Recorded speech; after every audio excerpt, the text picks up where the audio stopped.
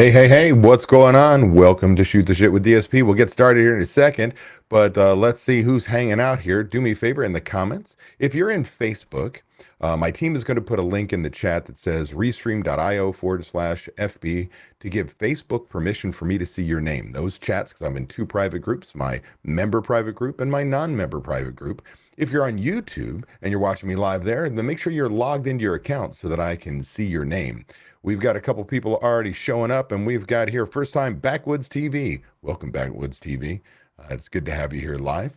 For those of you in my members group, Mary has just posted the chat.restream.io/FB. For those of you in my non-members group, Jenny has posted the same link with just a little more content to it. Otherwise, we've got good morning, Brad is in the house. Good morning, everyone, he says. And Chicago Jose from Chicago Taco Authority. Good morning, David. Good morning to you as well. So hopefully you guys are having a great week. Let's see what happened last week. Last week what did we do? Did we have a shoot? We didn't have a shoot this shit last week, did we?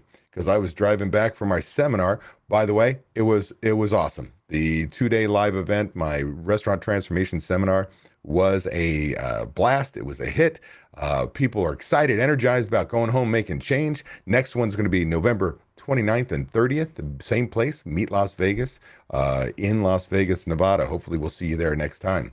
Again, if you're just joining, make sure you click on the link, restream.io/FB if you're in the Facebook group to give Facebook permission for me to see your name. If you're joining me live on YouTube, make sure you log into your account so I can see you are here. We got Avery in the house giving us the, hey, what up, hook 'em horns. Game on. The Plow.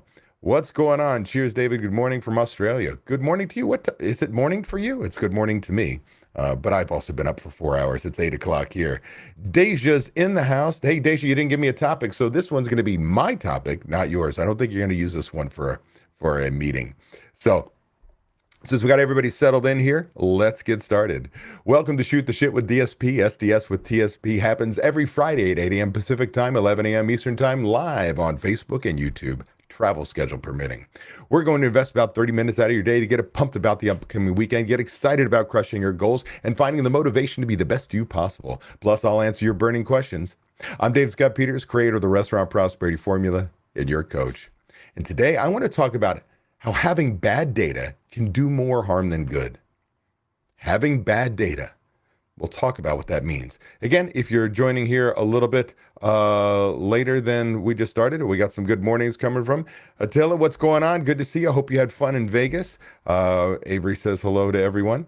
With that said, make sure if you're in the Facebook group, click on the link that says chat.restream.io/FB for Facebook. Give Facebook permission to see your name. In YouTube, make sure you're logged into your account. So here we go. Having good data is critical to your restaurant success. Like data. Data is so important. For many of my years, the 20 years I've been doing this, I was known as the numbers guy. Data is extremely important.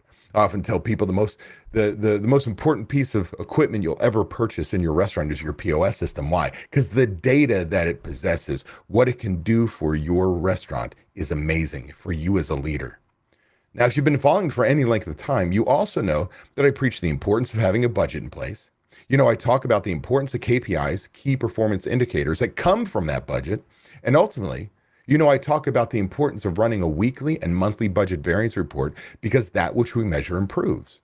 So those all being true, what I probably don't do enough is talk about the importance of data being accurate when it comes to that measurement. Because when it's not accurate, what happens is not good. So let me give you a little personal story. We're gonna shift from business into personal. And I'm gonna tell you that basically a story for me, the last week, how bad data can literally shatter your mindset and take you down a negative path. It wasn't good. It was not a good first couple of days of my week. So many of you know who've been following me know that I started rowing again about 2 years ago. Not quite 2 years ago, but about 2 years ago. So I was a high school rower, that's sport of crew. I was scholarship athlete, went to Northeastern University, D1 school. Took 30-something years off and found rowing again. Pandemic hit, started on an oarboard, found my way to back into a racing shell and rowing on a team. And I wake up at 3:45 in the morning, 6 days a week, and drive 40 minutes to the lake. And I row 6 days a week, and I compete again. And it has changed my life. It has literally been the missing piece for me. It allows me to have team. It allows me to have a coach that tells me what the hell to do. It allows me to have fitness and lose weight and compete again. And it's been amazing. And I tell you, I'm an all-in kind of guy. So when I'm all in, I'm all in. In fact, in a little bit, I'm going to send you guys an email. I'm going to be doing a fundraiser for our club because we need launches for safety for the coaches. And so I got a fundraiser coming out. So be like a high school kid with those chocolate bars. I'm going to sell you some chocolate bars. But anyway, I digress. You also may know that I purchased my own single and I'm racing it. That's a pretty big purchase and a big deal. So in fact, I've got a race coming up, not this weekend, but next weekend that I am just excited about because I've been working my ass off in order to become faster. First got the single and I was like a fish out of water. I was wobbly and it was just horrible. In fact, I had a race that I went down the course 4 days after I purchased it and it wasn't set up for me. And it was the slowest I'd ever gone down a race course. The water was bad. I was horrible. I couldn't row the boat. Like I literally thought I don't want to do this anymore. It was that bad. And it was an anomaly. It was because the boat wasn't set up properly. And I raced it too quickly. I should have raced one of the club boats. Well, I can tell you that since then, I've been dialing in the boat. I've been rowing at least half my practices, 6 days a week, at least 3 times a week in the single. Working my ass off to get better. I've made adjustments. I've lengthened my oars. I've done all these things that may sound like Greek to you, but just understand all the little adjustments I kept making to get faster in my boat and comfortable. And I got there.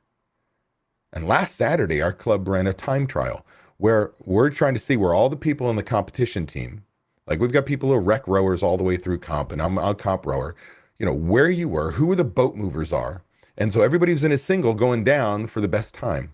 1,000-meter course. I can't tell you how excited I was to see how much faster I'd gotten. Now, I was a little nervous in the sense that I'd just done my seminar in Vegas. I hadn't been on the water in 3 days. So I was feeling like a little anxious with that. Plus, I wanted to show people how hard I've been working. You've seen me in the single. The hard work pays off. I was feeling pretty good when I got to the start. So I got to the start. We were doing time starts instead of everybody's, going off at the course at the same time. So time trials, one boat at a time. Somebody'd start, and at the finish, they'd stop you.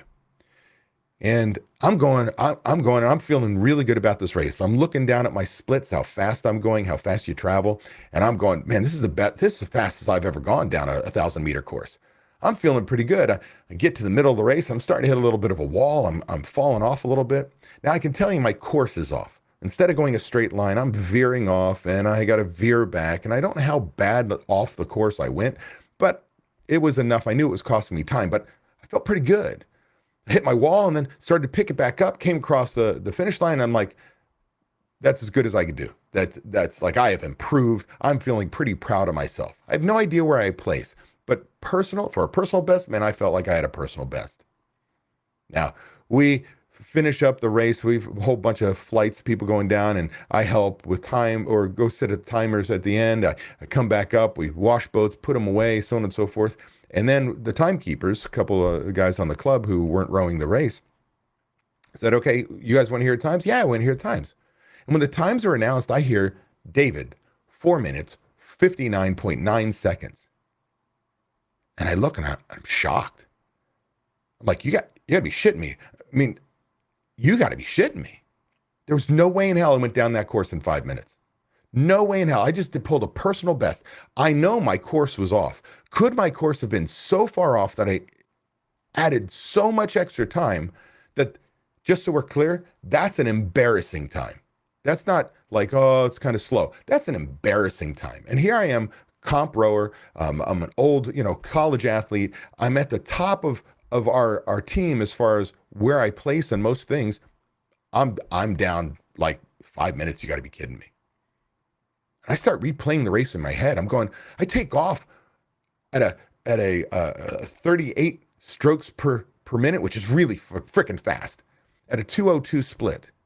I settle the race and I keep it between 2:09 and a 2:12 split. My slowest split was 2:18, 2 minutes 18 seconds. And if you kind of want to know what that means for every 500 meters, it's going to take me 2 minutes and 18 seconds, my slowest time, to get across 500 meters. So if I did that, my slowest time of 2:18, I would have gone down the course and finished 1,000 meters in 4:36. But they called out 5 minutes, 4:59.9. And I'm thinking my course could not be that bad. Well, I start playing the negative stuff. Number one, I'm feeling my pride is bruised. I'm not going to lie. I was like, you got to be kidding me. So in amongst my peers here, I think I'm at the top of my game. I'm one of the best rowers we have, and I put a shitty time down. I mean, I got people who are 4 foot nothing that are tiny women that beat me based on that time. I'm like, no freaking way. I even asked one of the guys who was our club president, who was at the starting line. I said, could the times have been wrong? Could there have been a mistake? Because I'm telling you right now, while my course was off, there's no way I rode in 5 minutes.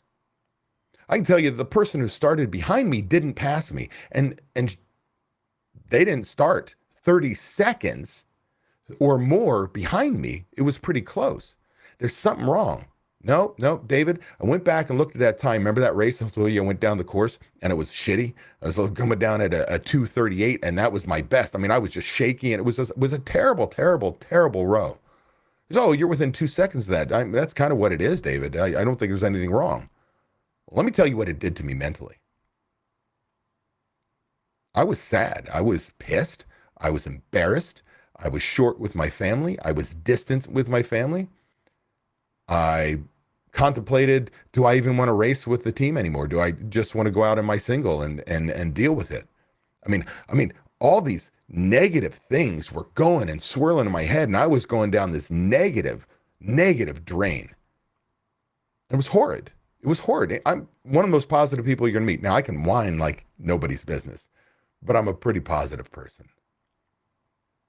And as the week goes on, I'm practicing back in my single, and I'm looking at my splits. I'm going, I feel good about this. I'm faster than that. I know there's something wrong with that time.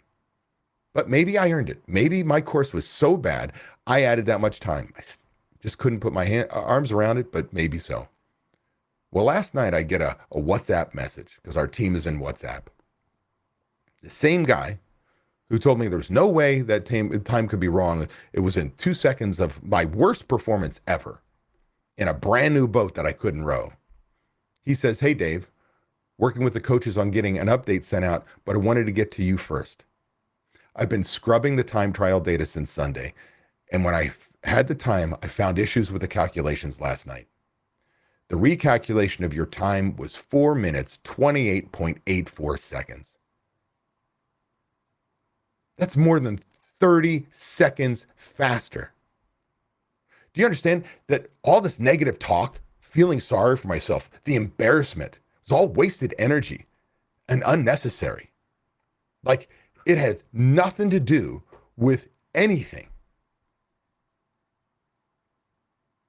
But because I had bad data, because I had the bad data, it crushed me. And I went backwards as a middle schooler who was at the time overweight. Parents had gotten divorced, all these negative things going. You start to feel bad about yourself, not confident, because rowing actually brought out the confidence in me and all the things we do from high school on. All those old records replayed themselves. But it was all wasted time and energy because I had bad data. Because with bad data, you can go down a path that you should have never gone down in the first place. You can't make positive change in life. Like, I had already been to a point where I was going to, like, what am I going to do to work harder to change that? But how much could I when it was that bad? How does this apply to you as a restaurant owner? Well, yesterday, my last Zoom of the day was a 2-hour budget Zoom. And it was a review with one of my Mastery Plus members. Husband and wife, love them to death. and they've been kicking ass and making huge changes in their business. They've had some challenges, and a lot of it is time because they've been short-staffed and their business has been growing. Well, we go to review the budget, and they've got a lot of questions, a lot of stuff highlighted in yellow. What about this? What about this? What about this? Well, here's the gist of it. I go, let's start off with, where's the data come from? Your sales, that's got to come from your POS system or the DSR tracker. Yes, gross sales, done. Your cost of goods sold cannot be your purchases. It's got to be your use. That means we have to take inventories, beginning inventory plus purchases minus ending gives us use divided by sales. That's what leaves the shelves. Oh no, it's purchases. We don't have too good inventories yet. Well, look at this. You're buying ... So we're looking at food costs, and it's wacky. There's a 40%er one month and a 28% another month.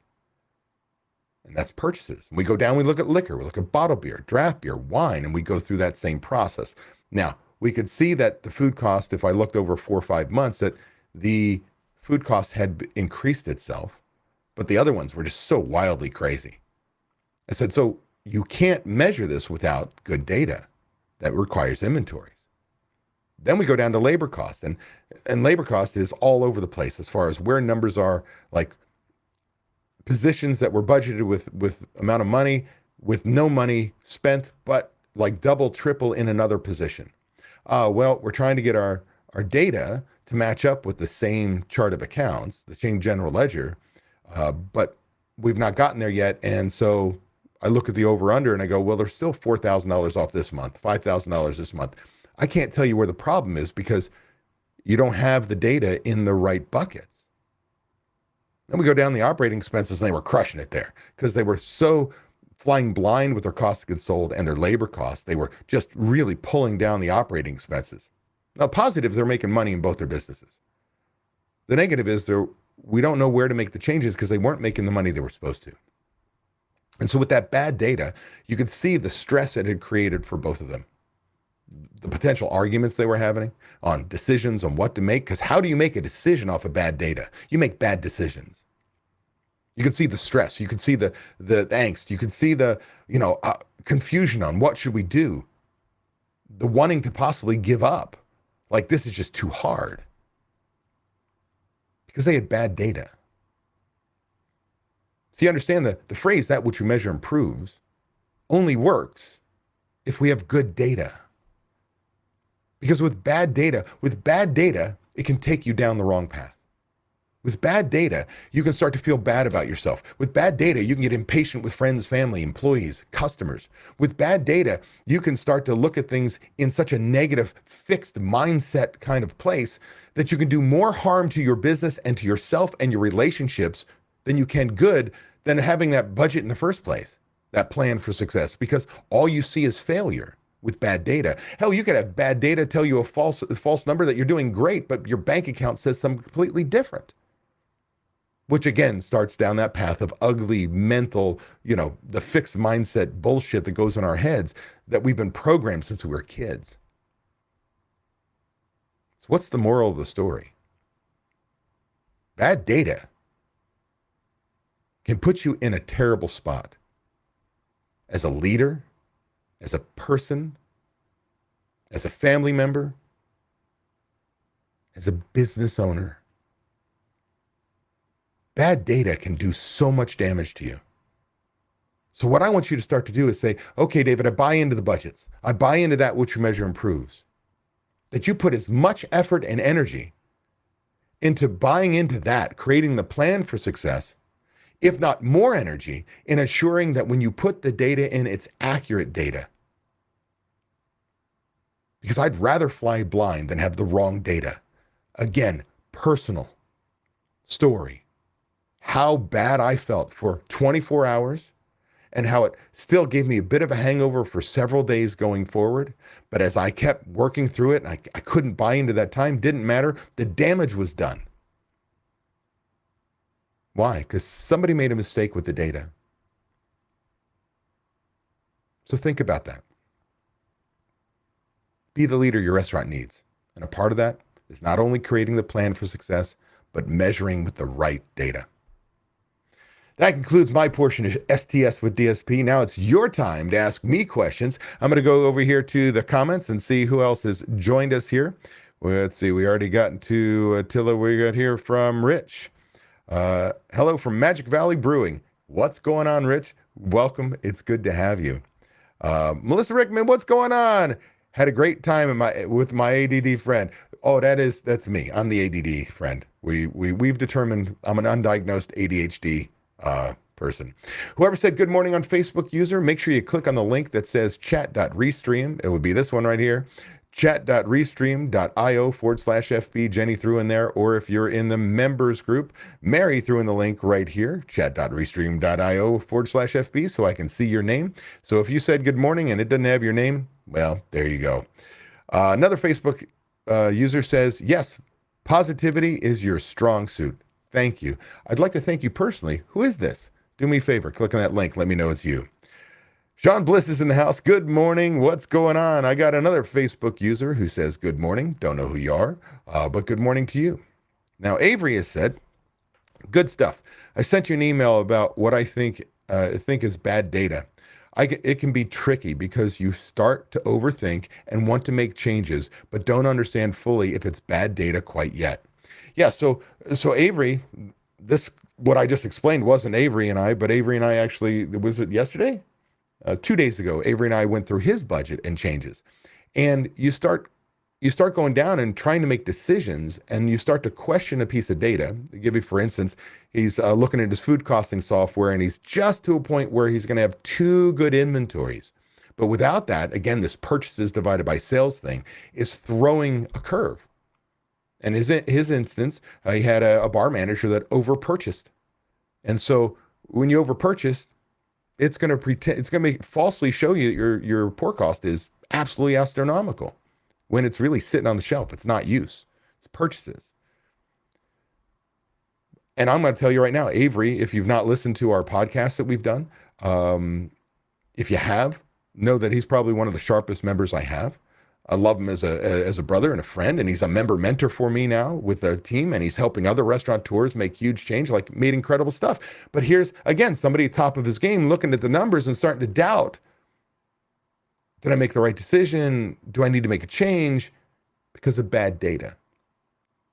So it doesn't matter how good you are, whether it's a personal story, it's a business story, and so on, that data has got to be good. It makes such a huge difference. We've got a little bit more time left. Does anybody have any questions for me? Any comments? Anything like that? I will let you know that there will not be an STS next week because I will be driving to Sacramento for a race. And there won't be an STS on the 9th, June 9th either, because I'll be driving back from my Mastery Plus meeting. So there will not be another Shoot the Shit with DSP till June 16th. I apologize. But again, that's where I say with travel schedule permitting. I also want to let you know, if you're a member, we've got some exciting stuff going on. You're going to start to see some changes in our Discord channel.